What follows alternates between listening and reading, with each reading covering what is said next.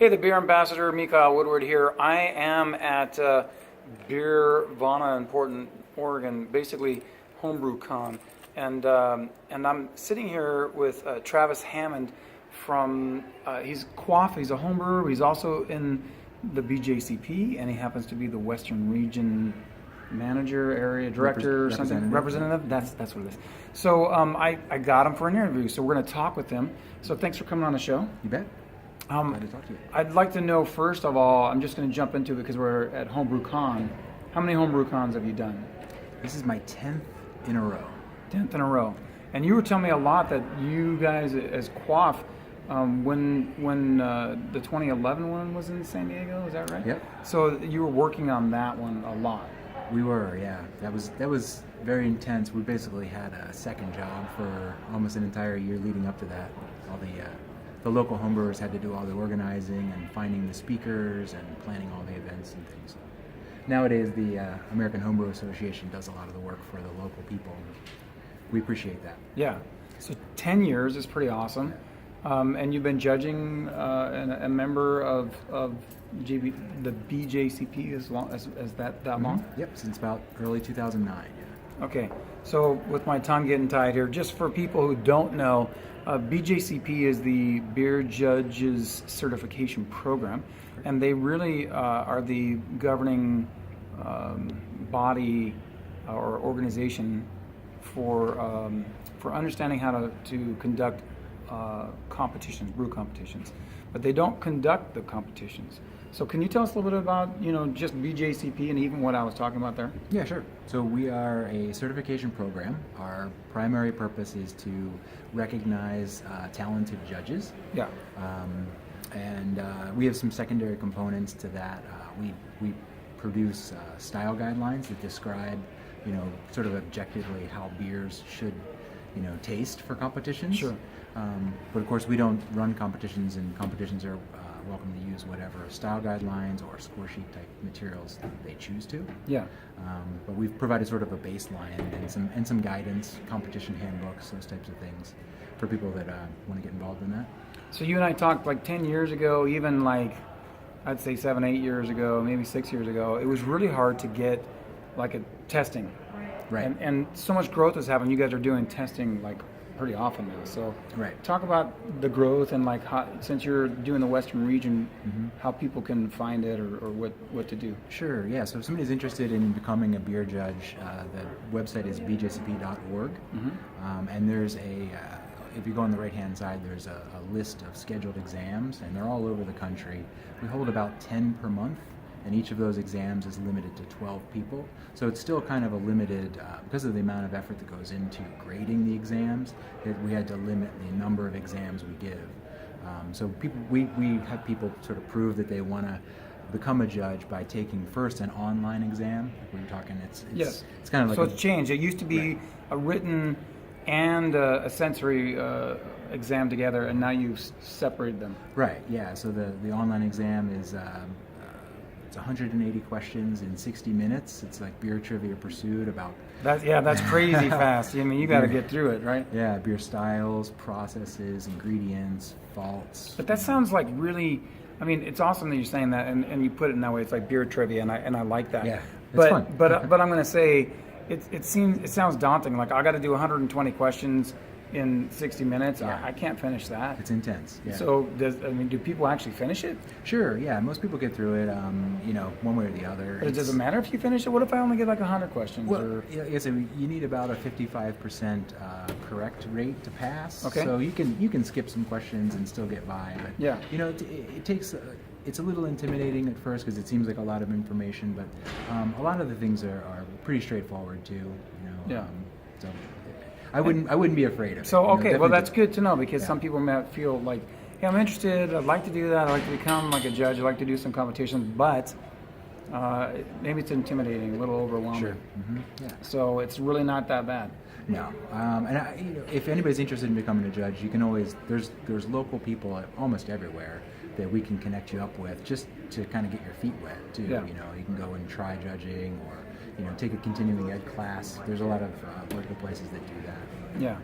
And if they, I think that having the BJCP app, which I have, is really instrumental in understanding beer. So I talk to people all the time and say, hey, if you want to, they're like, how do I learn about beers? How do I become better at understanding beers? And I'm like, hey, just grab this app, and when you're going to drink a beer, find out what that beer is, and go look at the style, and then just read about the aroma and the head and how it's supposed to look, and just basically the history and that kind of stuff. And while you're reading it and you're tasting it and you're looking at it, it helps to kind of instill it in you. Sure. Yeah, it becomes, and that's important if you want to become a beer judge, because when you take, so after you get through the online exam, we give you a 6-beer judging exam where you actually grade beers as though you would in a competition, and you don't get to use the style guidelines, but you have to compare the beer in front of you to the style guidelines. Yes. So you have to sort of know, the major components of those beer styles off the top of your head. So it helps to have that one sort of classic commercial example that you can tie your perceptions to. 5 or 6 words. And you have that as a reference, right? So you can go as a reference. Plus, it's fun. I mean, well, and honestly, now that you guys have it where you can do an online test, which is pretty awesome, you can take it more than once, as you're saying. Sure. And so it's not that much. But even with me, I just think about it. Is it going to be daunting? Do I, can I get through this? Because that's a lot of questions. I get I don't know if everybody does. I get test anxiety. I always have. I've done well, but it doesn't matter what the test is. I get a little anxiety. I think that's natural for people. So, and then once they're done with the online, then they can try and get into one of those ones that's a sensory. Right. And that's 12 people. Right. It's a 6-beer judging exam, and they're always organized by somebody local. So you have to kind of look at the sheet and see, I would say like a year in advance, which test you want to try to sign up for, and get in contact with the exam administrator. Try to get on their list. Like I was saying earlier, in 2010, when homebrewing was really popular, we had a 80-person waiting list in San Diego. I mean, you just couldn't get in. That's crazy. But now with the online exam, that's kind of screens out the people that were just doing it, or lightheartedly. Now it's like, it's a pretty serious deal. So, we have seats available now. We're also seeing, I guess, less of a demand for the exam. So, if you're interested in being a beer judge, you absolutely can do it. You just got to stick with it, Yeah, study and. Well, and I think another good way is if people are interested, go steward. Sure. Yeah. Steward, you can learn about it and the process and realize it's not that big a deal, and meet some of the people and get involved in a local competition. Yeah, really good point. No stress there. No stress there. And then you do that, but you said it's about, once you take the test, it's about 6 months to get your results. Yeah, I mean, I know you're trying to do it faster, but up to 6 months, right? We've had them as fast as 2 to 3 months, but we tell people don't start bugging people till at least 4 months, because it's just the grading process is fairly involved. Gotcha. Because when you're taking the beer judge exam in a back room somewhere, there's 3 sort of advanced or experienced judges judging the same beers, and what we do is we take the score sheets that those proctors have produced, along with some notes from the exam administrator who's gathered the beers for the exam, and they know how old it is it a homebrew, did they do anything specific to it? For sure. So all that information goes to a high-ranking judge someplace, along with your score sheets, and we grade you on 5 different areas there: your perceptive ability, descriptive ability, your completeness and clarity, the feedback that you give the brewer, and your scoring accuracy. So all of that is a very intense process to get through. So we give everybody, and they're all volunteers too. We don't pay anybody to grade, so we give them some leeway there to take their time and get it done. I got you. So, and then of course, depending on your score, you were telling me, so there's the different levels. So go through the different levels, and even if you don't pass, right? Yeah. So if you take the exam, the online exam, and then you qualify for the 6-beer judging exam. When you take that, you're in the BJCP. You are a BJCP member, one way or the other. If you score below a 60 on that exam, you're what we call an apprentice judge. Okay. And essentially, we keep your record open for 2 years, and you have 2 years to improve that. Honestly, we keep your records longer than that, so you can come back anytime. But if you score greater than a 60, less than a 70, you're in the band what we call recognized beer judge. If you score between a 70 and an 80, you will be a certified beer judge once you accumulate 5 judging points, or 5 points. Is it a 2.5 point out of 5. per comp, or what? Yeah, basically. Okay. Yeah, one point per competition. If you do a bigger competition where you have multiple sessions, you can get like 1.5, points per competition. But Sure. you can also get continuing education, non-judging points that can count and help make you halfway there. Nice. But if you're between 70 and 80, and you get those 5 points, you'll be a certified judge. If you get above an 80, you actually have the opportunity to become a national level judge, but you have to pass another exam, and that's a very intense. I think it's 6 essays in 90 minutes, and it goes in a lot more detail, comparing and contrasting beer styles, and it really tests your knowledge. Sure. And if you get above a 90, then you're eligible at some point to become a master level beer judge too. Wow, that's awesome. But that's some years down the road. Yeah. But I know I've met a master or two. I've met several nationals, and of course, certified. Yeah. But I as I told you, since 2010, I've been doing competitions, especially the Southern California Regional Homebrewers Comp, and have actually won awards in that competition too. Nice. It's very nice. Mm-hmm. If you guys didn't know that, now you know. So let's get to how did you join BJCP? I'm assuming it's because you're a home brewer. Yeah. So I was a home brewer, and I heard about through the QUAFF club meetings. I was going to the QUAFF meetings in San Diego, that they were going to host a beer judge certification program exam. Yeah. And one of the local homebrewers was putting that. Basically, it was 13 weeks every Wednesday night for 3 hours. And I couldn't get enough homebrewing at the time, so I decided to go for it. And that's a lot. Yeah. 3 hours for 13 weeks. That's Right. like going to school, Right. college class or something. And that's considered the review portion. You're supposed to do the work outside of that. Wow. So it was pretty intense. Okay. But It's not like that anymore.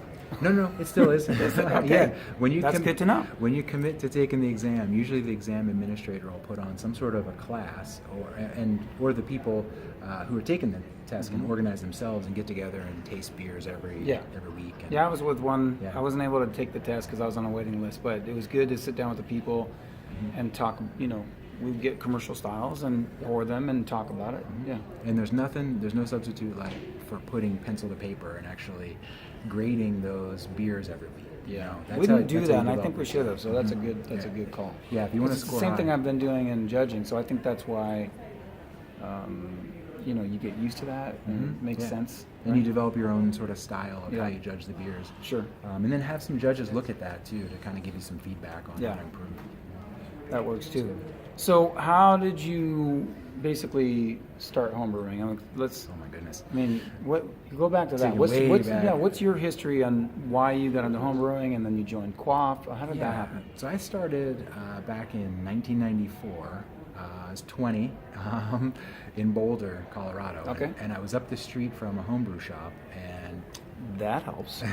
yeah, I mentioned to my roommates at the time that, hey, did you guys see this homebrew shop down there? I stuck my nose in there, and it looked interesting. And my one roommate had actually homebrewed before, so we decided, well, let's make a batch. Yeah. So we started doing that in the kitchen there, and made about 10 batches of extract beer, varying qualities. One of them exploded on us, sitting in the bottles. Yeah. But then I moved to San Diego in 2001, and was in small apartments, so I couldn't really brew. I was with roommates I didn't know. Sure. Didn't have a garage, and so I kind of put things on the shelf from about 2001 through 2007. Then I moved into a house in Poway and had a 2-car garage out in the suburbs, and now you can't even park a car in the garage anymore with the brew equipment and Nice. all the fermenters and the. How big is your system? I typically brew 5-gallon batches or 6-gallon batches. Okay. Yeah. But I can brew up to 12 though. Yeah. The 20-gallon pot. Okay. Yeah. And so then the next, so you start with that and you joined QUAFF? Yeah, so I came back and brewed for about a year, and I was just amazed with how much information was out there on the internet at that point. Like these types of videos, people sharing their experiences, got into the brewing network and podcasts and things. And There's good guys. Yeah, good folks. Then I wanted to go see what other people were doing locally, so I joined the Society of Barley Engineers in northern San Diego, Yeah. because I was living up that way. They met at Stone Brewing. bunch of nice folks, and then I moved a little bit more central and joined QUAFF. Okay. And started going to those meetings. So, Yeah. yeah, Same for still me. going. I was, in the Inland Empire and was part of the Inland Empire Brewers, treasurer for a time there, and then moved to Orange County. And I'm still like kind of honorary and very good friends with those people. But Sure. you got to go to another club that's local. Yeah. Yeah. Yeah. Exactly. Yeah. So then, so how long have you been a member of QUAFF? I joined in like November 2008, so Okay. 10 years now. Yeah. Nice. Mhm. And do you enter competitions with your homebrews? I do. I enter I mostly focus on the national homebrew competition these Okay. days. It's a lot of work to Yeah. prepare the entries and to try to hit the style guidelines and package things and shipping things. So I did that for years and years, and I brew less and less nowadays. Sure. Like I do. yeah. Unfortunately, we're just less, busy, right? Less time, Yeah. Other things jumping out there, but I still enter this competition. So, Nice. Yeah. So have you won any awards? Yeah, I've won medals in the first round. I've never won a second round award. Second though, round. So first keep round. gun- So keep gunning. I for just it. did a show. If anyone is listening here, you wanted to reference last week's show with Mike Neese, who was in my homebrew club, and he's got more than 70 awards. But he's waiting. He's never done a nationals either. Oh. But he got through first round of the nationals, and he's waiting for results on second round here. Right, See, right. you know Well, what I'm we'll saying? judge it tomorrow. Yeah, I know it's gonna be So, fun. I know. So, how many judges do you have here at Homebrew Con judging the national the competition? That is a good question. I'm actually not sure. how Ballpark? many You're not sure? folks. Because there's a lot of beers. Do you know how many beers are entered at I all? think there's like 11 or 1,200 entries at this point. Okay. Because And these are all top rounds, so they're Right. first, second, third places for their area for each of the 12 different for regions. the different yeah. regions. And it's 33 different categories of beers. Yeah. So That's awesome. Though. yeah, it's a lot. So tell us about the regions. What are the regions? How is that broken up? It changes from year to year. They try to have 12 regions generally. The AHA sets that up, but it depends on where the pockets of brewers seem to be. And Okay. one of the main things is there somebody there willing to organize the first Ah, round? okay. So it's a volunteer position. They do Yeah, a yeah. lot of work. I got you. So, Okay, and then of course, if you're organizing, you get points and stuff Mhm. for being involved, not just judging, but you're organizing and that Right. kind of stuff. I think they comp your conference too. If you come up here. Nice, that's good to It's know. the I least didn't they know can do that. Maybe we should for do the amount of- competition. Yeah. So yeah, that's fascinating. So you have all this stuff, Yep. and then how's it work here when you get to? So you guys are going to tomorrow. You're doing. Well, by the time people hear this, it was last week. So Right. when you just so you know, I'm going to post this on YouTube. But if you're hearing it here on air, then it's already happened. But what happens? You judge tomorrow, and then you guys have mini best of shows, of course, for each category, right?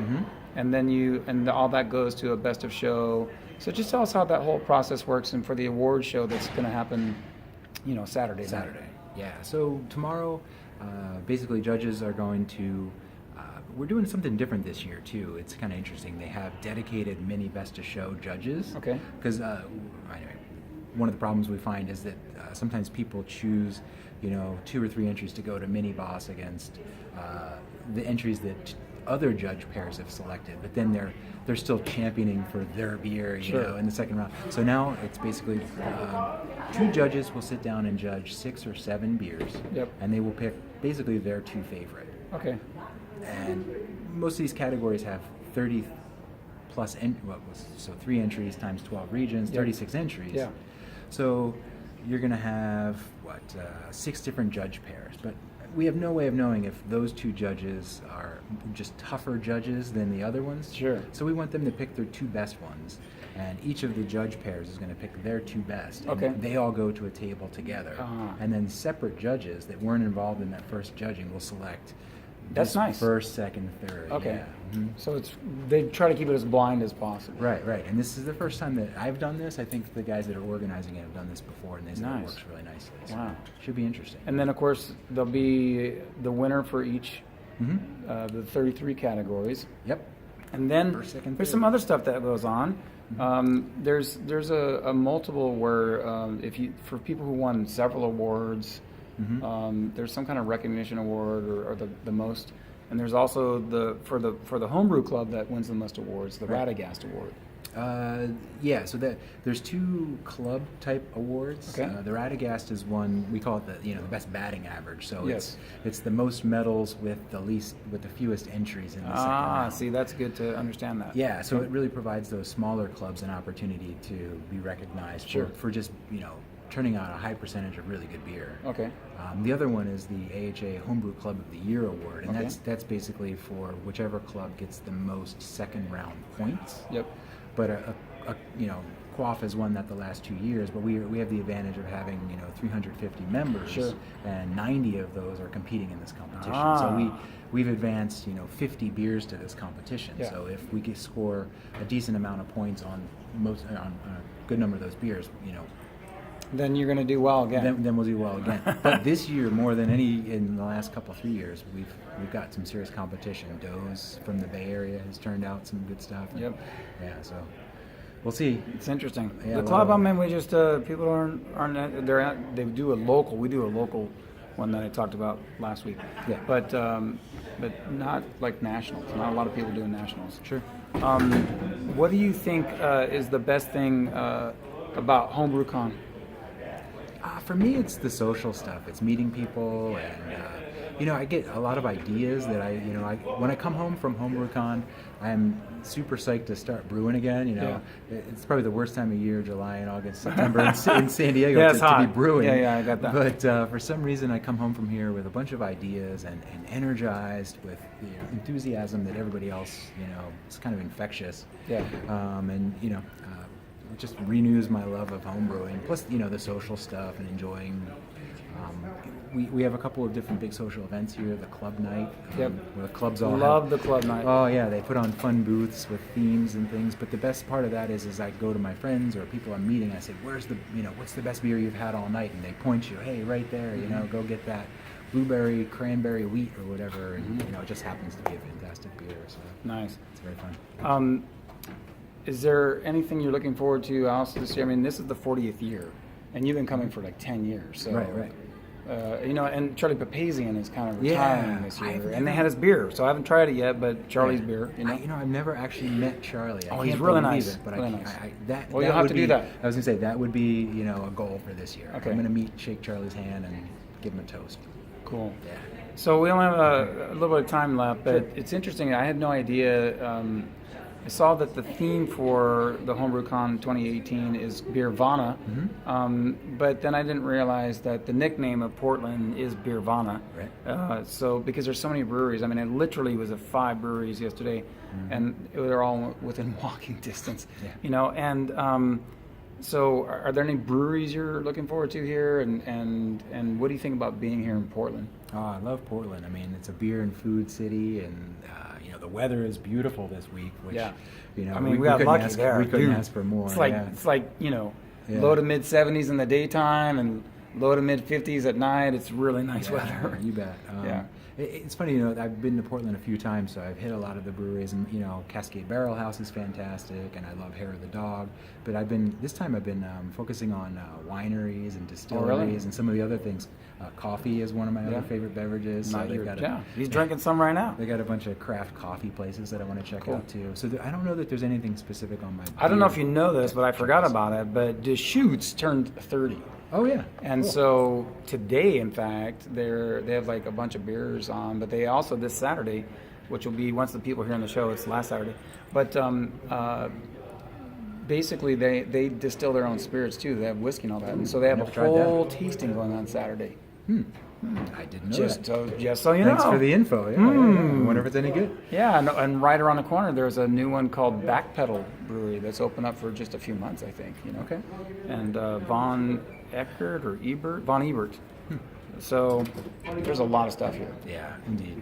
Sweet. Well, can you give people the information for BJCP, again, the website or Yeah. whatever, if they want to be able to go find out about the testing? Yeah, so it's an interesting time, but we're in between websites. Okay. The main website is bjcp.org, but there's also dev.bjcp.org, so it's our developmental website. We're Okay. moving things over there slowly, but it's not fully live yet. Okay. But dev.bjcp.org has some of the newest and best stuff, where the old one has everything is reliable and all the links work there. So Okay. you may hit some frustration on the new website. And I know you guys have a Facebook page. We do. We have a Facebook group, and that's open to BJCP members and non-members alike Yeah. that are interested in beer judging. Yes, but don't troll anyone out there. All right, Yeah. so be nice. yeah. Please. So you can go on there. Is that do you guys do Instagram as well, or just a Facebook? Not that I know of. Okay. I'm not sure. That's good. Yeah. Well, that's how people can find you. Yep. And I want to say it was a pleasure meeting you. Yeah, Thanks for coming likewise, on the man. show. Absolutely. And I look forward to having a beer with you. We already had beers on it, so we just came from having a whole session. And the lunch was fantastic. Really nice, right? Yeah, really nice lunch that Informative, yeah. that BJC puts on. I think it's time to go. So until next time, my friends, I want to say thanks to Travis for coming on the show. Okay. And as always, drink good beer, eat good food, hang out with good people like Travis, and drink more good beer. Cheers. Cheers.